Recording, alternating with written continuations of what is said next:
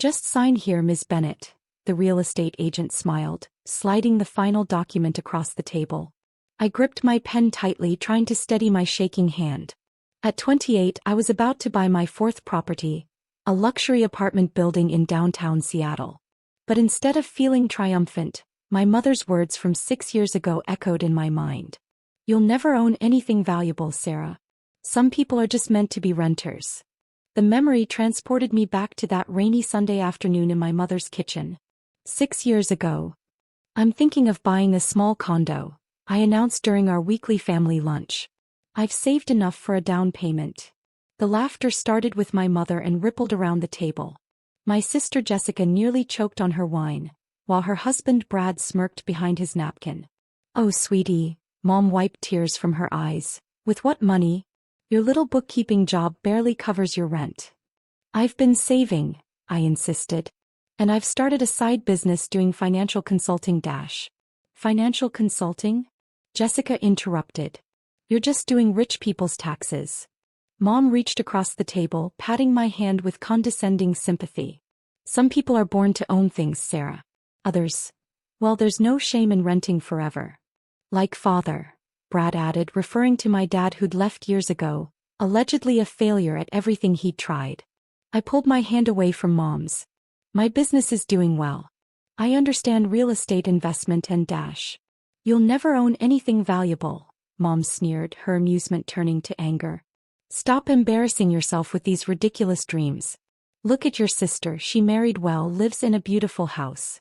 That's how you get ahead. Brad's family money, you mean, I said quietly. The table fell silent. Jessica's face reddened while Brad suddenly found his plate fascinating. At least she's secure, Mom snapped.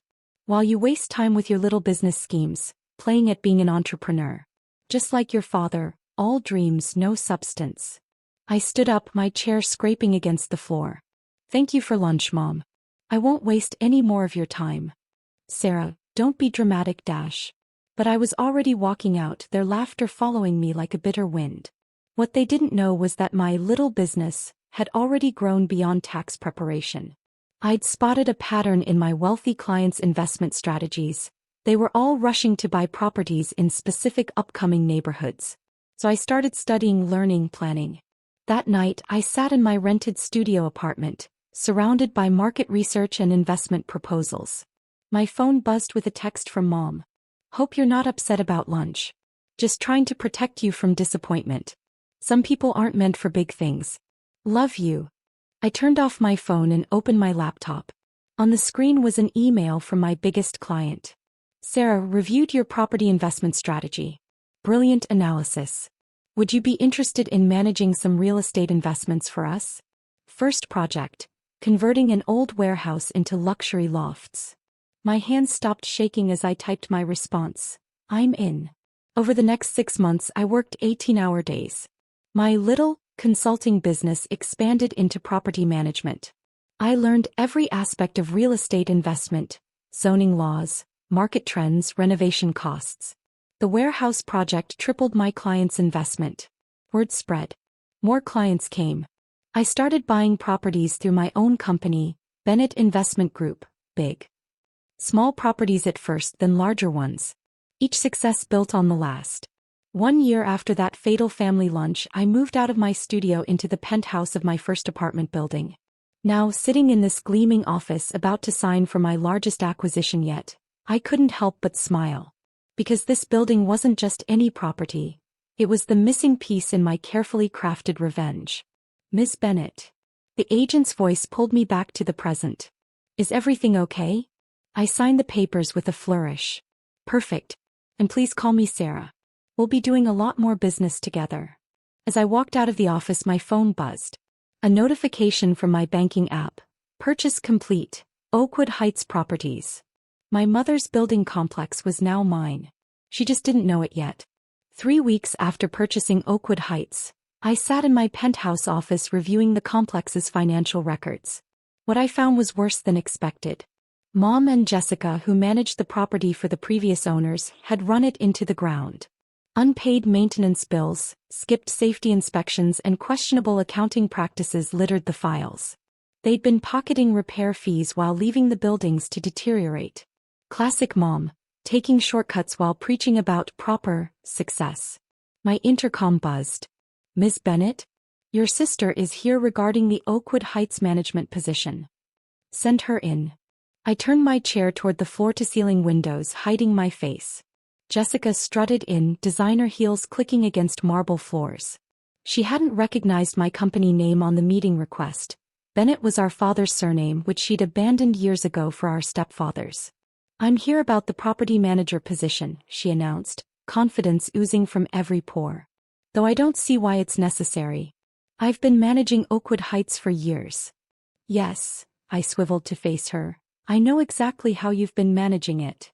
The color drained from her face. Sarah? You're the new owner. I gestured to the chair across from my desk. Sit down, Jess. We need to talk about the $300,000 in maintenance fees that never resulted in actual maintenance. She collapsed into the chair, designer purse clutched like a shield. That money went to emergency repairs. Really? I slid photographs across the desk. Because these show severe code violations. Mold, faulty wiring, structural issues. All reported by tenants and ignored by management. Those repairs would have bankrupted us, she protested. No, they would have cut into your shopping budget. I pulled out more documents. Bank records show the maintenance fees being transferred to your personal account. Care to explain? Mom approved all those transfers. She said. Mom doesn't own the building anymore. I do. I leaned forward. And unlike the previous owners, I actually checked the books. Tears welled in her eyes, her go-to manipulation tactic. You can't fire me. Mom and I need these jobs. Actually, I already have. Security is waiting to escort you out. I pressed the intercom. Oh, and Jess? Expect a call from our legal team about the misappropriated funds. As security led her away, my phone lit up with Mom's name. I let it ring. She could wait until tomorrow when she'd receive her own surprise. That evening, I reviewed the new property management contracts. My team would take over operations next week, starting with comprehensive renovations. The tenants deserved better than my family's negligence. A notification popped up on my screen. Mortgage transfer complete, Riverside Estate. I smiled. Mom's precious mansion, the symbol of her proper success, was now under my company's control. She just didn't know it yet. Tomorrow would be interesting. My assistant entered with a stack of papers. The bank finished processing the other properties, Ms. Bennett. You now own all of their mortgages. Perfect timing. I signed the final renovation approvals. Schedule the building inspection for Monday.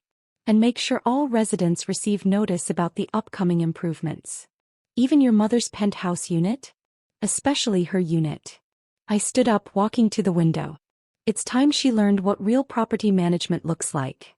The city lights twinkled below, each one representing a dream someone told me I couldn't achieve.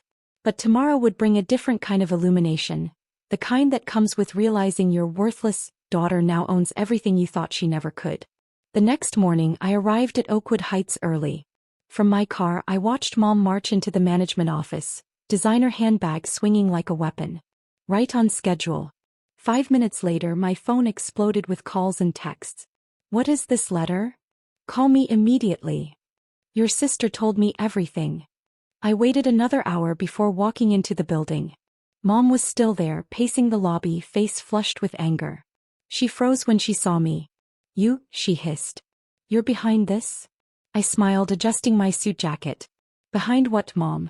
The notice about new ownership? The maintenance inspection schedules? Or the mortgage transfer notification you probably received this morning? All of it. She thrust a handful of papers at me.